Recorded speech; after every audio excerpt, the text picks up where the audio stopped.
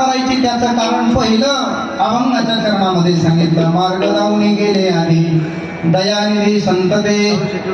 मार्कंडेय ऋषींनी, दयानिधी असलेल्या मार्कंडेय ऋषींनी तो मार्ग आम्हाला दाखवून दिलेला आहे. अगोदर पहिली परिक्रमा केली मार्कंडेय ऋषींनी. मला असं वाटतं नर्मदेच्या काठावर एरवी देवतेची पूजा होते, पण नर्मदेचा महिमा असा आहे तिथे घाटा घाटाची पूजा होते.